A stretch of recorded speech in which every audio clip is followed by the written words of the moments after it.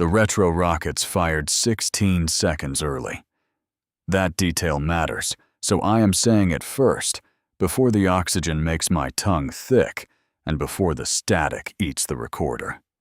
My name is Flight Engineer Daniil Voss, Descent Module Call Sign Lighthouse 3, and I am narrating this log because the automated voice recorder failed at separation and someone needs to know what shared the capsule with me on the way down. 16 seconds early. The deorbit burn is supposed to be a calculation locked into the descent computer weeks before launch, a number burned into ceramic memory, untouchable by human hands. Numbers like that do not move. They are the spine of the whole descent. And mine moved. I noticed because the burn shoved me into the seat harness before the countdown timer hit 0. My body knew before the instruments did. The straps bit into my collarbones, and the whole module groaned, that deep aluminum groan a returning capsule makes when it remembers it is just a riveted can falling out of the sky. The orbital module had already been jettisoned. The service module. 2. Standard procedure. By design, only the descent module survives re-entry, a scorched bell of metal carrying one human being back through the atmosphere. The manifest said 1. The launch was a solo resupply return rotation off the orbital platform, a routine I had run twice before.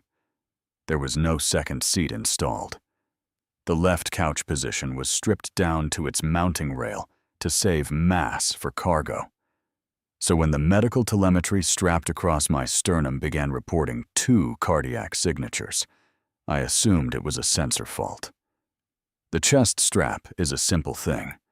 Conductive fabric, a transmitter the size of a coin. It tracks heart rate and respiration and feeds the data to a small amber display velcroed near my left wrist. During the burn, it had shown one waveform, my own racing pulse, 140 beats hammering against the GE load, normal for a man being crushed back into the planet. Then a second waveform drew itself underneath the first, slower, 41 beats per minute, the pulse of something resting, something not under load. Something not being crushed by gravity the way my own body was being crushed. I keyed the comms. Control Lighthouse 3, I have a telemetry anomaly. MedStrap is reporting a second cardiac trace. Please advise. The reply took 11 seconds. The delay itself was wrong. The link should have been near instant at that altitude. But the voice that came through was calm and bored and human. Lighthouse 3, control. Confirm single crew aboard descent module. Telemetry shows nominal. We are reading 1 biosignature. Recommend you ignore the med strap and focus on attitude hold. 1 biosignature. They saw 1. My wrist display saw 2. I looked at the display again. 2 traces. The slow one had crept up to 44. Now, I want to be precise about the geometry of where I was, because the geometry is the horror. The descent module of a Soyuz-class capsule is roughly 2 meters across on the inside. You sit in a molded couch with your knees folded toward your chest. Above you and to the sides are equipment racks, cable runs, the parachute container, oxygen scrubbers, the pyrotechnic bolts. Behind the seat is a narrow rack of avionics packed into the curve of the hull. There is no room for a person to hide.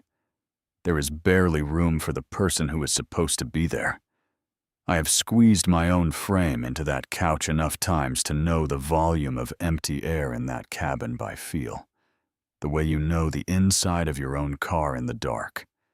And the empty air behind the avionics rack was breathing. I heard it during the first lull, after the burn ended, and before the atmosphere thickened enough to make noise of its own, a draw and release, wet at the edges, The rhythm of it matched the slow waveform on my wrist exactly. 44 breaths, slow and even, the breathing of something patient. I told myself it was the oxygen regulator. The regulator does click and sigh. I have heard it 1,000 times. But the regulator does not pause between cycles the way a living thing pauses. It does not hold a breath. The sound behind the rack held its breath when I held mine. We listened to each other across 40 centimeters of riveted aluminum and packed cable. "Control," I said, and I worked to keep my voice flat. The way they train you. I have an audible anomaly. Sounds organic, coming from the avionics rack aft of the couch. Can you pull the cabin acoustic feed? 13 seconds. Lighthouse 3, no acoustic anomaly on our end. The cabin mic is clean. You are experiencing elevated heart rate. Recommend controlled breathing. Plasma phase in approximately 3 minutes. Stay with the procedure. Stay with the procedure. As if the procedure had a line item for the thing behind the rack. Here is a fact I knew even then. A fact that crawled up out of the engineering part of my brain, while the animal part screamed. There is a recorded category of orbital anomaly that almost nobody outside the program talks about. The agencies log them as unattributed mass events. The math of a returning capsule is exact, every gram accounted for, because mass changes the descent profile. And a wrong descent profile means you burn or you skip off the atmosphere into a long, cold death in orbit. The descent computer constantly weighs the vehicle by how it responds to thrust and drag. It is, in effect, a scale that you ride inside of, and my scale was reading heavy. The attitude thrusters were firing longer than the profile called for, fighting to hold the bell steady against a center of mass that had shifted aft. Toward the rack, toward the breathing. The capsule was telling me, in the only language it had, that something with weight was riding home with me. The early burn, the shifted balance. The computer had felt the extra mass and tried to compensate 16 seconds before I ever felt the harness bite. The thing had been aboard since orbit. "Control," I said, and now the flatness was gone.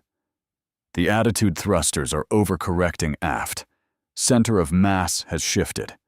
I think there is unaccounted mass in the cabin. I am requesting you check the orbital manifest for the last platform docking. Check if anything came aboard that did not get logged. This time the silence ran 30 seconds, long enough that I thought the link had died into plasma already. Then a different voice came through, older, slower, a voice that had clearly been pulled to the console from somewhere else in the building, somewhere with the lights kept low. "Lighthouse 3, this is Flight Director Corin. Daniil, listen to me carefully and do not respond until I finish. There is a documented condition associated with long-duration platform occupancy that we do not brief crews on before flight. We call it the passenger.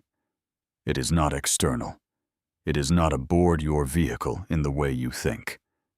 Do you understand? Confirm only that you hear me."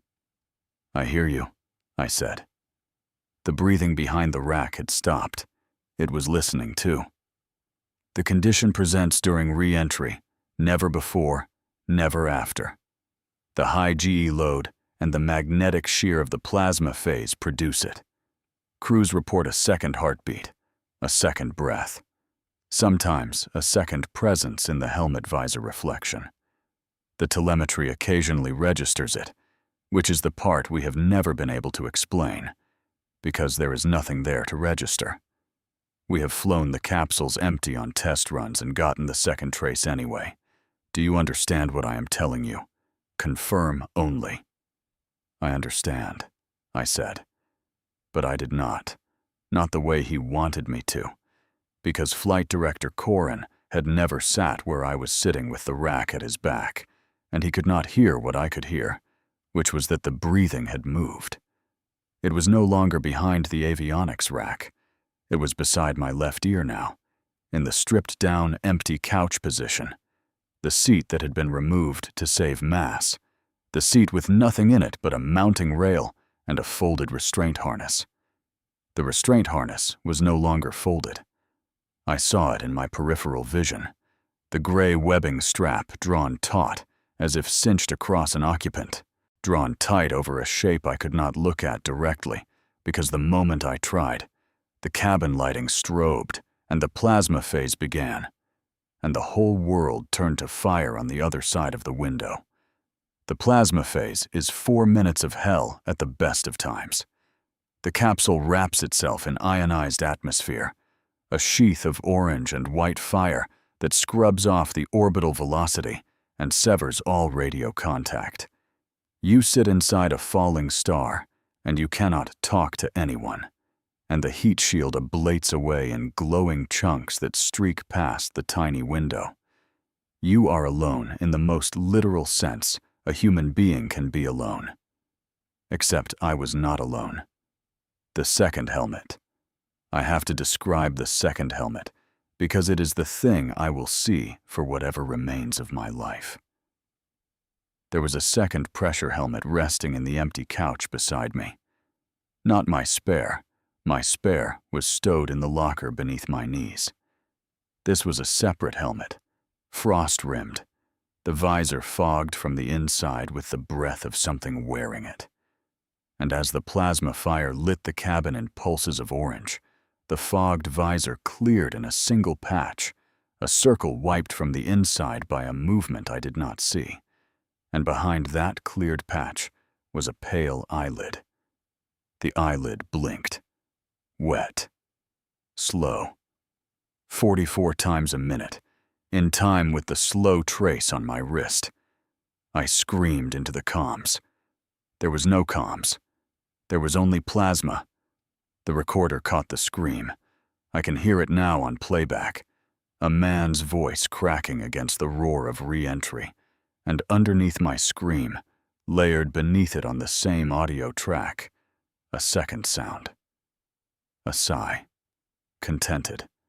The sigh of a thing that had waited a long time in the cold and dark of orbit for a warm body to ride home inside of. Corinne was wrong.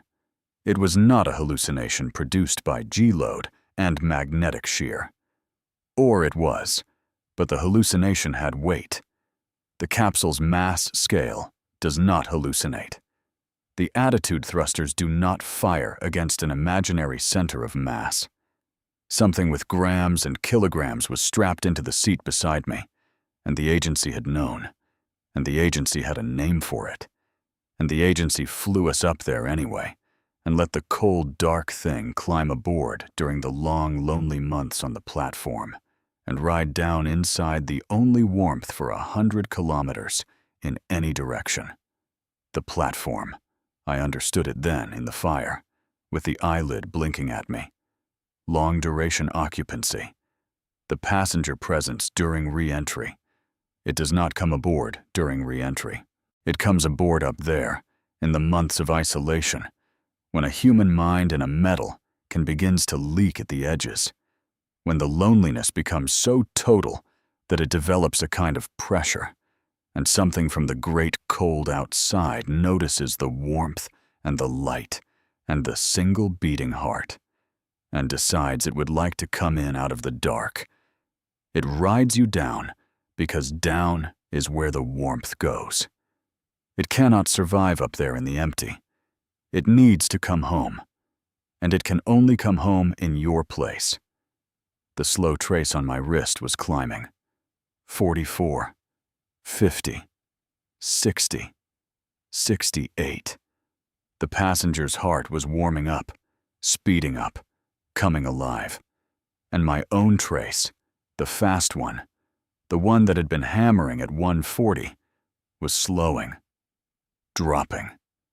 The two waveforms were converging toward each other from opposite directions, one rising into life and one falling toward stillness, and I understood with perfect clarity that they were going to cross, and that when they crossed, there would be only one trig left on the display, and it would not be mine. It needed my place. It needed the seat, the warmth, the body, the descent. There is only room for one to come home. The capsule is a scale, and the scale only balances for one. The plasma phase ended. Radio came back in a wash of static, and Corin's voice was there immediately, shouting now, all the careful calm gone. Daniil, respond. Your biosignature dropped. We are reading the second trace going dominant. Daniil, you have to fight it. You have to want the descent more than it does. That is the only thing that has ever worked. The crews who came home are the ones who wanted it more. Fight for the seat, Daniil. The seat is yours. Say it. Say the seat is yours. I could barely lift my arm. The display swam. The passenger's trace was at 92 now, and climbing strong, and mine had fallen to 30, and the cabin had gone warm and comfortable, and the dark at the edges of my vision was soft, and the fogged visor beside me had cleared completely, and there was a face in it now. A face that was almost mine, but smoothed over, blank where the years and the fear should have written themselves. A face that wanted to wear my life the way I wore my suit. The seat is yours, the soft, warm dark said to me, in the contented voice of the sigh. Let go. The seat is mine, and I want to tell you that I fought with great courage. I want to tell you that I summoned some pure flame of will. But the truth is smaller and harder than that. The truth is that I thought of the early burn. 16 seconds early. The capsule had felt the extra mass and corrected. The machine had known the thing was aboard before I did, and the machine had still chosen to bring us down. The machine had not given up the descent. The machine had compensated and committed and burned for home, regardless of what was riding in the seat. And I am the engineer of this vehicle. I built half of her with my own hands in the assembly hall. I knew her thrusters and her scrubbers and her sad aluminum groan. She was fighting for me with her attitude jets, holding the bell steady against the shifted mass, dragging us both down through the fire toward the ground. She had not let go. She would not let go. I would not be more cowardly than my own machine. I reached out with the arm that weighed 1,000 kilograms, and I put my gloved hand flat against the fogged visor of the second helmet, against the blank, smooth, almost my face behind it. And I said into the comms, and into the cabin, and into the cold, dark thing pressing against the warmth. The seat is mine. I built her. I am taking her home. Get out. The drogue chute fired. The jolt was a hammer to the whole body, a deceleration that snapped my head forward and slammed the breath out of me. And in that violent instant of pure physical shock, the soft, warm dark shattered like ice. My fast trace spiked. 120, 150. My heart came roaring back up out of the dark because the chute had thrown my body into a crisis it could not ignore, a flood of adrenaline and terror that was unmistakably, organically, furiously alive, and the passenger could not match it, could not generate it, because it was a cold thing, and it had no chute, no terror, no machine fighting for it, no assembly hall, no hands that had built the riveted bell falling out of the sky. The slow trace dropped. 90, 60, 30, 11, flat line. The restraint harness in the empty couch went slack. The frost on the second helmet sublimed away into nothing in 3 seconds, faster than physics should allow. A year of orbital cold boiling off into the warming cabin. The fogged visor cleared one final time, and there was nothing behind it. just the curved, empty plastic and a smear of moisture already drying. The breathing beside my ear stopped between one cycle and the next and did not resume. The main chute deployed. The descent slowed to something survivable. The cabin filled with the rising roar of thick, low atmosphere, the honest sound of a planet coming up to meet me. "Lighthouse 3, Corin said, and his voice was wet, and I realized he had been crying. This old man at a low-lit console who had read this same biosignature war, and the other way more times than he would ever admit. "We are reading one biosignature, one trace. Daniil, we are reading one. You are coming home alone." Alone, the most beautiful word in any language. The capsule struck the ground in a flat, hard slam, rolled once, and went still. The recovery beacons fired.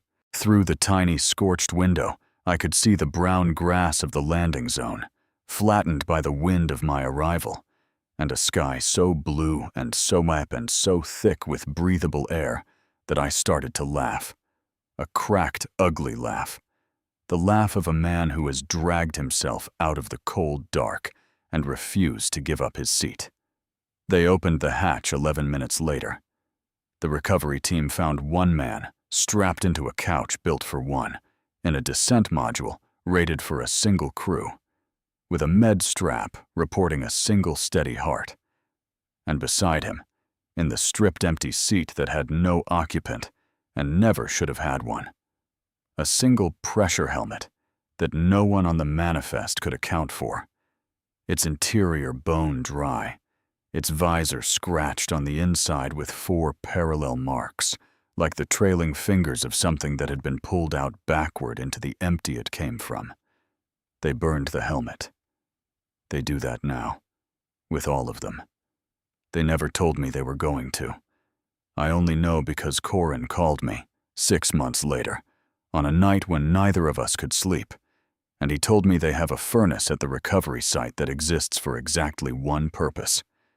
He told me the program has flown 41 long-duration returns, and that 9 of those capsules came home with one biosignature when 2 had been climbing. Came home with the slow trace dominant. Came home with a smooth, blank thing wearing a familiar face strapped into the warm seat. And that those 9 are buried under markers that bear the names of men who are not, in any way that matters, the men inside. The passenger comes home in your place when you let go of the seat. I did not let go. The early burn taught me. The machine taught me.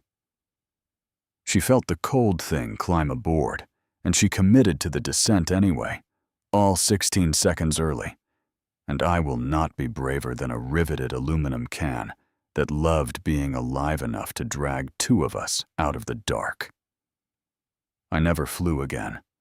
I work in the assembly hall now, building the bells with my own hands, and I weigh every one of them myself, by hand, gram by gram, before they ever go up. Because the scale only balances for one, and I make very sure every single time that the one who comes home is the one who is supposed